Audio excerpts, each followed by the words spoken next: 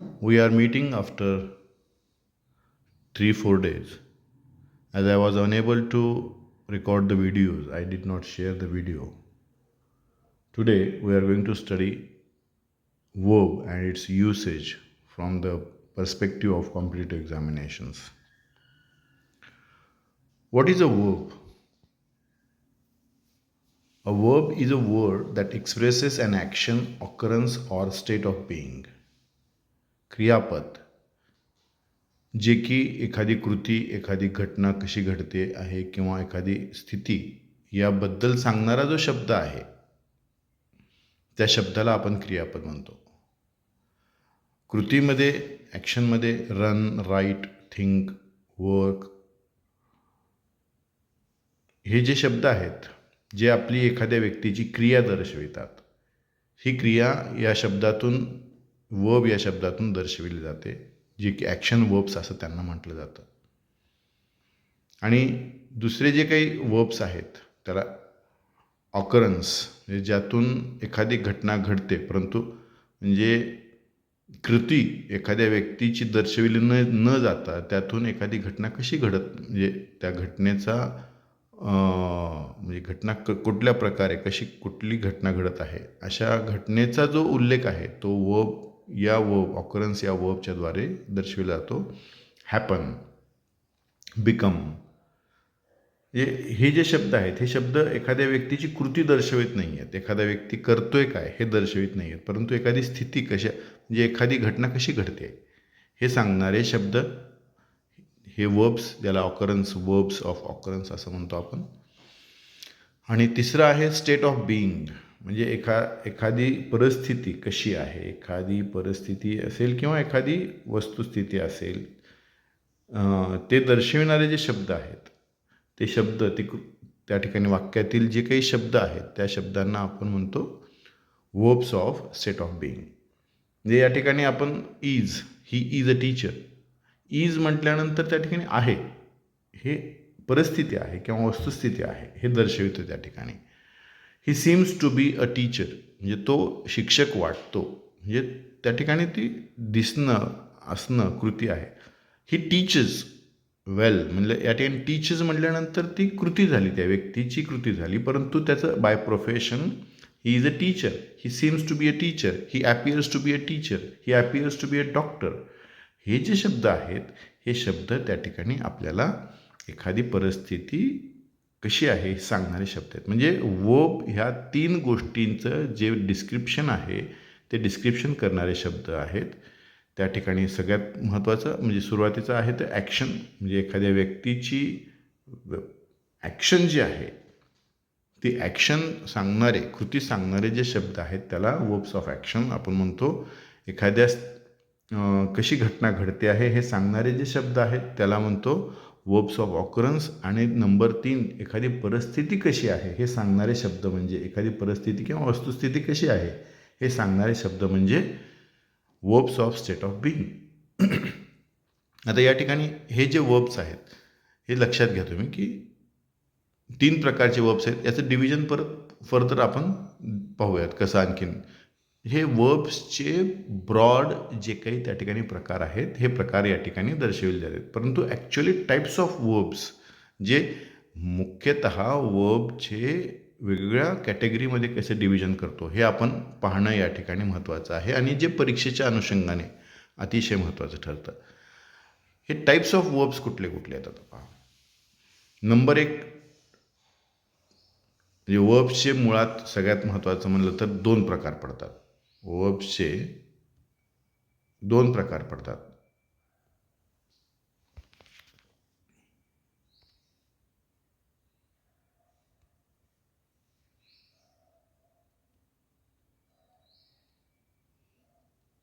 दोन प्रकार आहेत. नंबर 1,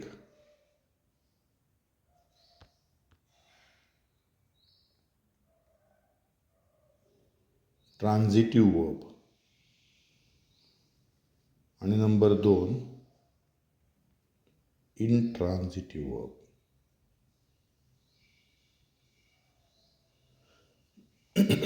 ट्रान्झिटिव्ह वर्ब आणि इंट्रान्झिटिव्ह हे मुख्यतः 2 प्रकार वर्ब्सचे आहेत जे ज्याला आपण लेक्झिकल वर्ब्स म्हणतो. लेक्झिकल वर्ब्स म्हणजे जे वर्ब्स ओपन आहेत, ओपन वर्ब्स, ओपन कॅटेगरीचे वर्ब्स आहेत, जे कंटिन्युअस त्यामध्ये म्हणजे नवीन नवीन शब्द येतात, याला म्हणतो आपण ओपन कॅटेगरी वर्ब्स. आणि ते लेक्झिकल वर्ब्स ॲक्च्युअली ते हेल्पिंग वर्ब्स सोडून किंवा मॉडल ऑक्झिलरी सोडून जे काही वर्ब्स आहेत त्याला आपण लेक्झिकल वर्ब्स म्हणतो. आणि त्या लेक्झिकल वर्ब्सचे हे दोन प्रकार आहेत, ट्रान्झिटिव्ह वर्ब आणि इनट्रान्झिटिव्ह वर्ब. आता हे ट्रान्झिटिव्ह आणि इनट्रान्झिटिव्ह वर्ब्स कसे असतात एकदा आपण पाहूयात आणि त्यांचा उपयोग काय होतो. जे ट्रान्झिटिव्ह वर्ब म्हणजे त्यात ॲक्शन, जी काही कृती आहे, जे आपण त्या ठिकाणी वाक्यामध्ये जे घडतं, समजा ही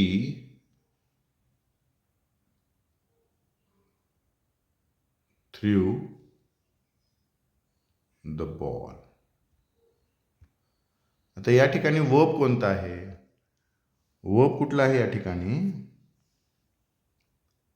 थ्रू हे वर्ब आहे. आणि हे वर्ब कुठल्या कॅटेगरीचं हे कसं ओळखायचं, जेव्हा एखादं वर्ब, एखाद्या वर्बला प्रश्न विचारला आपण व्हॉट किंवा whom,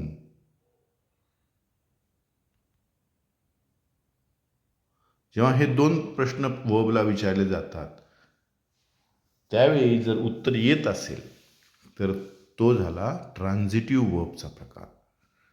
तो झाला ट्रान्झिटिव्ह वर्बचा प्रकार. कारण हे वॉट जेव्हा म्हणतो आपण, he threw what, he threw what, he threw the ball, उत्तर काय आलं, द बॉल. म्हणजे या ठिकाणी वॉट याला उत्तर देणारं जे वर्ब आहे त्या वर्बला म्हणतो आपण इनट्रान्झिटिव्ह वर्ब. आता हे इनट्रान्झिटिव्ह वर्ब थोडक्यात लक्षात घेतलं तर आपण काय करतं, ही कृती थ्रो म्हणजे फेकण्याची कृती, ही हा व्यक्ती बॉल फेकतो आहे म्हणजे काहीतरी फेकतो आहे. हा सब्जेक्ट, हा कोण आहे, हा सब्जेक्ट आहे. हा सब्जेक्ट काहीतरी फेकतो आहे, हे बॉल फेकत आहे. हे झालं ऑब्जेक्ट. म्हणजे या ठिकाणी सब्जेक्ट आणि ऑब्जेक्ट हे वाक्यात जेव्हा येतं त्यावेळी तो वर्ब झाला, तो वर्ब काय झाला, ट्रान्झिटिव्ह वर्ब. ट्रान्झिटिव्ह म्हणजे हे काय करतं, the action is transferred from subject to object. The action includes subject and object. This is called as verb that does the action and that transfers the action from subject to object. आता एक लक्षात घ्या, ही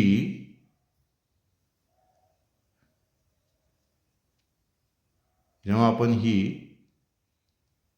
kicked, ही kicked, इथे जर याला विचारलं what, प्रश्नाचं उत्तर येत नाहीये, पण हे वाक्य मुळात अर्धवट आहे. ही किक्ड म्हटल्यानंतर पुढं काहीतरी येणं अपेक्षित आहे. जर ते नाही आलं तर हे वाक्य पूर्ण नाही. जर एखादं वाक्य सब्जेक्ट आणि वर्ब यापासूनच बनत असेल आणि त्याचा अर्थ बोध होत असेल तर ते वाक्य मुळात म्हणजे पूर्ण वाक्य. पण जे वाक्य सब्जेक्ट आणि वर्बपासून बनतं परंतु त्यामध्ये अर्थबोध होत नाही, अर्थपूर्ण होत नाही, ते वाक्य अपूर्ण आहे. त्या ठिकाणी काहीतरी अपेक्षित आहे, गरजेचं आहे. अ बॉल असं जर आपण म्हटलं तर हे वाक्य काय झालं, पूर्ण झालं. He kicked a ball. What a ball म्हणजे हे झालं या ठिकाणी transitive verb. Action is transferred from subject to ball. म्हणजे ही जी किक्ड करण्याची, किकिंगची जी ॲक्शन आहे, that action, that verb transfers or tells us that the subject has kicked an object. The subject has done something to an object. म्हणजे आता समजा आपण आणखीन एखादं वाक्य पाहिलं, ही गेव मी अ पेन. आता या ठिकाणी whom किंवा what या दोन्हीलाही उत्तर मिळतात. whom me, what a pen. म्हणजे हे दोन्ही ऑब्जेक्ट आहेत, परंतु एक डायरेक्ट ऑब्जेक्ट आहे, एक इनडायरेक्ट ऑब्जेक्ट आहे. ही गेव अ पेन हे डायरेक्ट ऑब्जेक्ट आहे. ही गेव मी काहीतरी त्या ठिकाणी दिलं हे सांगतो, व सब्जेक्टनं काहीतरी दिलं हे सांगणारं, म्हणजे हे काहीतरी दिलं हे सांगणारं जो वर्ब आहे तो आहे ट्रान्झिटिव्ह वर्ब. म्हणजे सब्जेक्टनं केलेली कृती कुठल्या तरी ऑब्जेक्टवरती आहे हे सांगणारा जो वर्ब आहे. This transfer of the action from subject to the object is called as, that type of verb is called as transitive verb. आता जेव्हा वाक्यामध्ये बऱ्याच वेळा काय होतं, समजा आपण हे वाक्य असं लिहिलं, ओके, हे वाक्य ही गेव मी, फुल स्टॉप दिलेला आहे वाक्याला. तर या वाक्यामध्ये मिसिंग काय आहे, तर वाक्यामध्ये जर ऑब्जेक्ट असेल एक किंवा अनेक, तर त्या ठिकाणी डायरेक्ट ऑब्जेक्ट असणं आवश्यक आहे. ही गेव मी काहीतरी मिसिंग आहे. This is the error in the sentence. This is the error.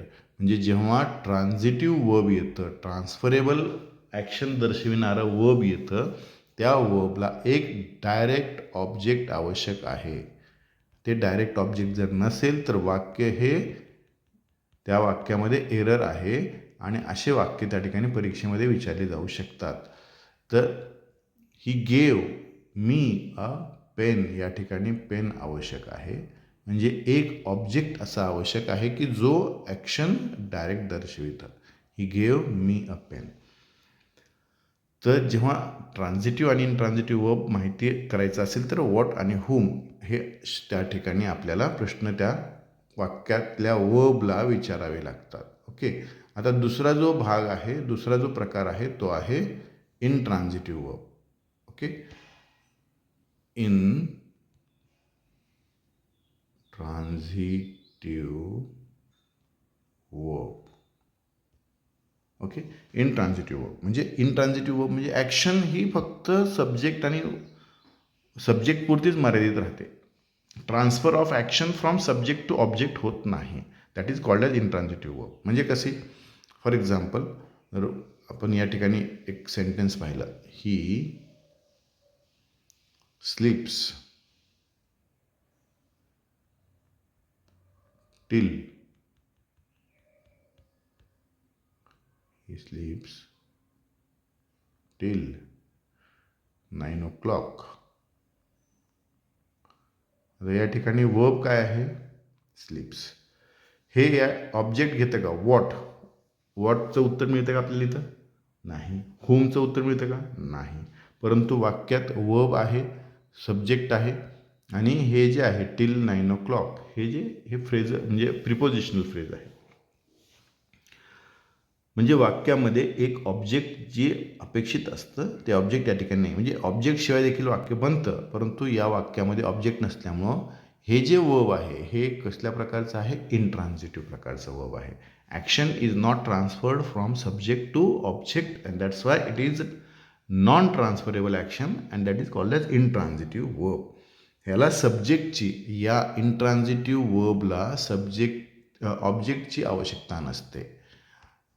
No object required for intransitive verb.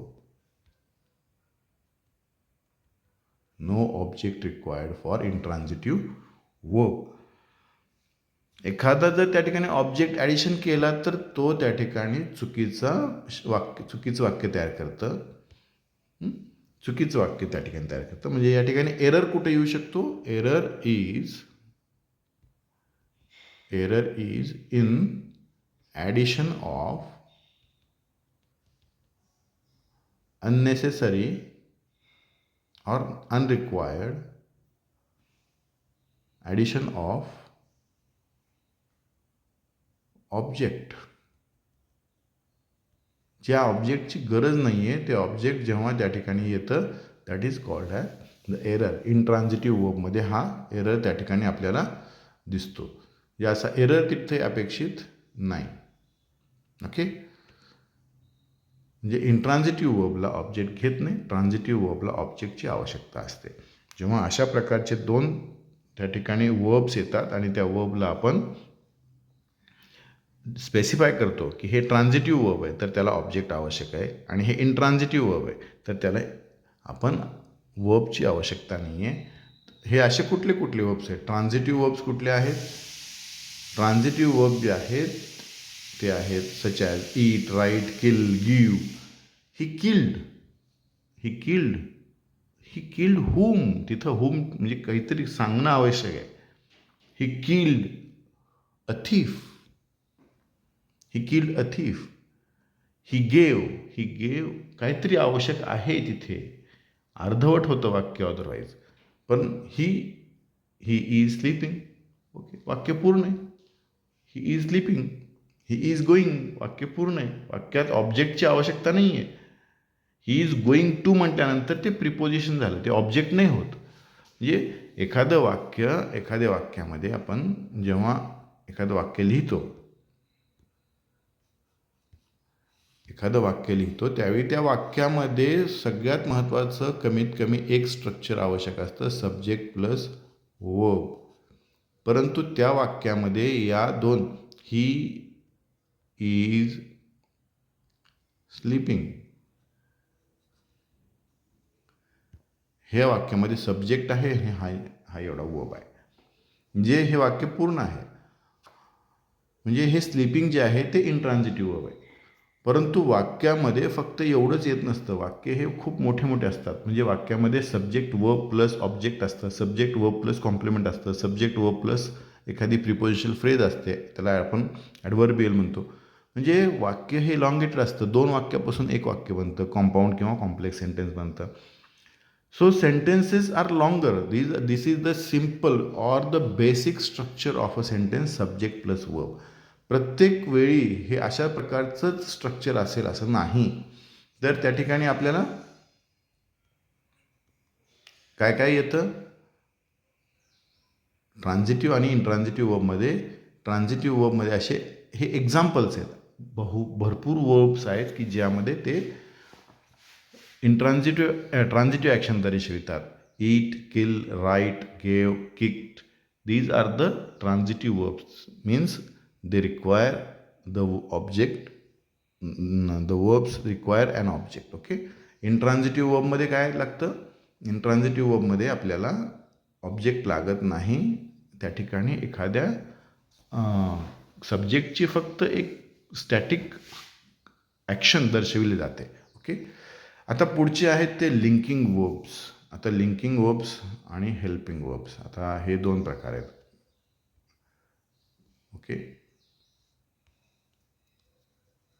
वर्बमध्ये हे 2 आणखीन प्रकार पुढचे आहेत, लिंकिंग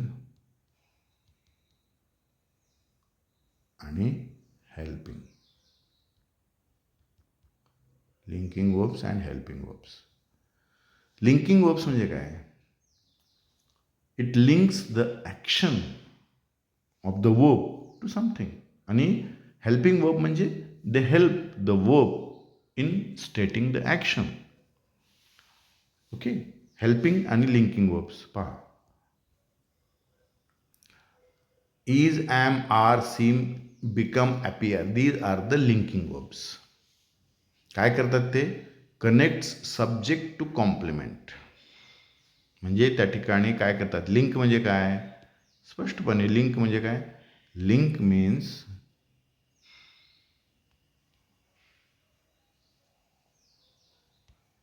लिंक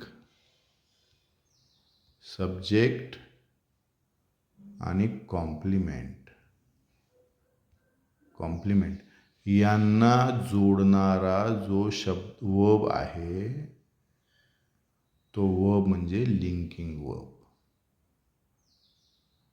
सब्जेक्ट आणि complement. For example, he is a teacher.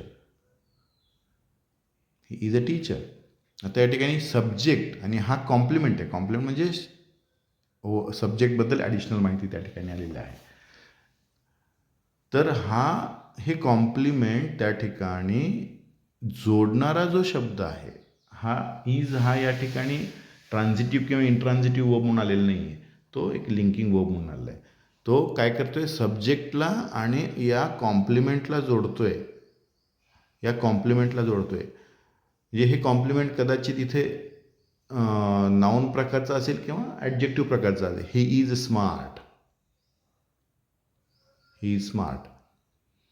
He is smart. आता ह्या हीला आणि स्मार्टला जोडतं, त्यामुळं हे लिंकिंग वर्ब झालं.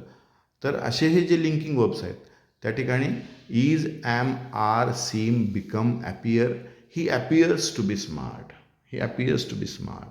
म्हणजे हे जे वर्ब्स आहेत हे वर्ब्स लिंकिंग वर्ब्स असं म्हणतो. आणि हे बाकीचे खालचे दोन जे आहेत ऑक्झिलरी आणि पुढचा जो प्रकार आहे तो कुठला आहे, हेल्पिंग वर्ब्सचा.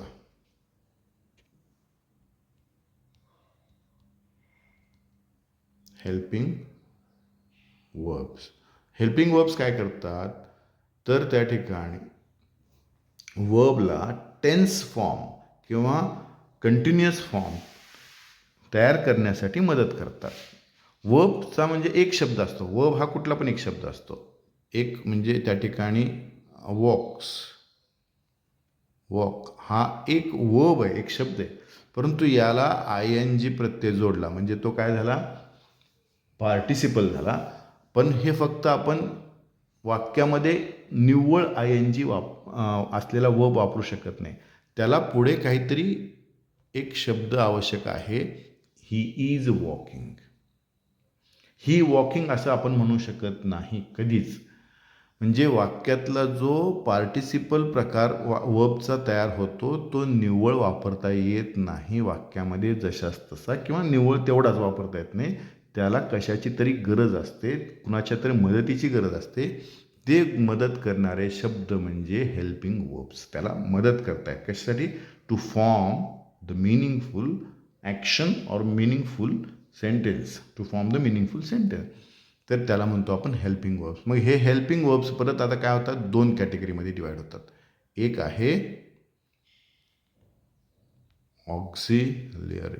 ऑक्झिलरी आणि दुसरा आहे मोडल. हे ऑक्झिलरीपासून बनणारे शब्द कुठले आहेत, बीचे रूप जे आहेत ते, हॅवचे जे रूप आहेत ते, आणि डूचे जे रूप आहेत ते, हे ऑक्झिलरी वर्ब्स झाले. आणि मोडल म्हणजे आता हे बीचे रूप म्हणजे कोणते कोणते, is, am, are, was, were. हे ऑक्झिलरी बीचे रूप झाले. हॅवचे कुठले झाले रूप, हॅज, हॅव, हॅड. आणि डूचे डू, डज, डिड. हे हॅवचे रूप झाले. हे हेल्पिंग वर्ब्स ऑक्झिलरीपासून बनलेले आहेत. आणि मोडल जे आहेत, मोडल म्हणजे can, could, may, might, shall, should, will, would. हे मोडल ऑक्झिलरी झाले. म्हणजे एखादा वर्ब त्याचा टेन्स म्हणजे तो कुठल्या टेन्समधला आहे, किंवा तो कंटिन्युअस प्रकारातला आहे का, किंवा तो परफेक्टिव्ह फॉर्ममधला आहे का, ह्या तीन गोष्टीसाठी म्हणजे टेन्स, त्याचा कंटिन्युअस फॉर्म किंवा त्याचा जे परफेक्टिव्ह फॉर्म आहे हे दर्शविण्यासाठी जे शब्द लागतात वर्बला मदत करणारे जे शब्द आहेत ते शब्द म्हणजे हेल्पिंग वर्ब्स. आणि हे हेल्पिंग वर्ब्स हे दोन प्रकारचे आहेत. ओके, कुठले ऑक्झिलरी वर्ब्स आणि मोडल वर्ब्स. म्हणजे ते कुठले आहेत स्क्रीनशॉट काढून घेऊ शकता तुम्ही. आता हे जे आहेत हे या ठिकाणी can, could, may, might, shall, should, will, would, must, ought to, use to, need, dare. हे जे आहेत ते मोडलॉक्स आहेत. आणि काही आहेत शेवटचे ते phrasal form of verbs. Phrasal form म्हणजे लुक आफ्टर. लुकला परत एखादं प्रिपोजिशन लागतं आणि त्यातून जे बनतं ते त्याचा अर्थ वेगळा होतो आणि ते आहेत phrasal form of the verbs. आता हे फ्रेझल फॉर्म्स जे आहेत परीक्षेमध्ये बऱ्याच परीक्षेमध्ये विचारले जातात, कारण त्यांच्यापासून एक प्रिपोजिशन म्हणजे एखाद्या वर्बला अनेक प्रिपोजिशन लागून वेगवेगळे अर्थ तयार होतात. त्या प्रत्येकाचा अर्थ भिन्न असतो आणि त्याचा अर्थ आपल्याला माहीत असणे आवश्यक आहे. परीक्षेत अशा प्रकारचे वर्ब्स, फ्रेझल वर्ब्स वापरून तुम्हाला प्रश्न विचारले जातात आणि असे प्रश्न बऱ्यापैकी त्या ठिकाणी येतात. त्याला एखादा तुम्हाला सिनॉनिम म्हणजे त्याचा समानार्थी शब्द कुठला आहे तो विचारला जातो त्या फ्रेझल वर्ब्सचा. Look after. लुक म्हणजे पाहणे, लुक आफ्टर म्हणजे काळजी घेणे. गिव म्हणजे देणे, गिव अप म्हणजे सोडून देणे. अर्थ बदलतोय. गिवचा अर्थ काय आहे? देणे. गिव अप सोडून देणे म्हणजे एखादी गोष्ट त्याग करणे, गिव अप. टर्न डाऊन म्हणजे एखादी रिक्वेस्ट आहे एखाद्याची. टर्न म्हणजे वळणे, टर्न डाऊन म्हणजे एखादी रिक्वेस्ट म्हणजे टाळणे अशा अर्थानं तो अर्थ आहे. म्हणजे त्याला प्रिपोजिशन लागला की अर्थ बदलतो आणि तो अर्थ त्याचा एक वेगळा असतो जो की मूळ वर्बच्या पासून थोडा भिन्न असतो. हे फ्रेजेस वेगळे आहेत, त्याचे अर्थ काय आहेत हे डिक्शनरीमध्ये आपल्याला कळतात. तर आपण आत्ता हे टाईप्स ऑफ वर्ब्स पाहिलेले आहेत. पुढचा जो भाग आहे आपण आता हे वर्ब्स जो सेक्शन आहे परीक्षेमध्ये खूप महत्त्वाचा ठरतो. त्यावरती खूप महत्त्वाचे म्हणजे त्या ठिकाणी बहुतांश प्रश्न पडतात. हे टाईप्स पाहिल्यानंतर आता पुढं आपल्याला agreement of verb and subject जे म्हणतो ते लक्षात येतं. ते आपण डिटेलमध्ये आता उद्या पाहूया. ठीक आहे? Okay, thank you.